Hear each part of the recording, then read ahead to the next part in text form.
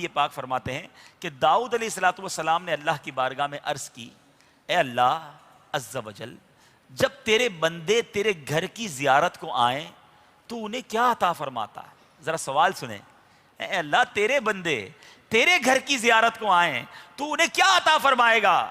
فرمایا ہر زائر کا اس پر حق ہے جس کی زیارت کو جائے، ان کا مجھ پر یہ حق ہے کہ دنیا میں انہیں عافیت دوں گا اور جب مجھ سے ملیں گے تو ان کی مغفرت فرما دوں گا۔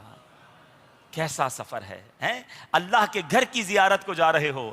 اے میرے میٹھے اور پیارے اسلامی بھائیوں، ایک طویل حدیث کا ایک حصہ یہ ہے کہ عرفہ کے دن، یوم عرفہ، اے حاجیوں سنو اللہ کی رحمت سے تمہیں کیا ملنے والا ہے۔ فرمایا عرفہ کے دن وقوف کرنے کا حال یہ ہے کہ اللہ عز و جل آسمان دنیا کی طرف خاص تجلی فرماتا ہے اور تمہارے ساتھ ملائکہ پر مباحات فرماتا ہے، یعنی فخر فرماتا ہے، اور ارشاد فرماتا ہے میرے بندے دور دور سے پراگندہ سر میری رحمت کے امیدوار ہوئے حاضر ہوئے ہیں، اگر تمہارے گناہ ریتے کی گنتی اور بارش کے قطروں اور سمندر کے جھاگ کے برابر ہوں تو میں سب کو بخش دوں گا۔ میرے بندو واپس جاؤ، تمہاری مغفرت ہو گئی اور اس کی جس کی تم شفاعت کرو۔ سبحان اللہ، مغفرتوں کے وعدے اس سفر میں نصیب ہوتے ہیں۔ اے میرے میٹھے اور پیارے اسلامی بھائیوں، خوش نصیب زائروں، خدارا اس سفر کی اہمیت کو سمجھیے۔ یہ کوئی عام سفر نہیں،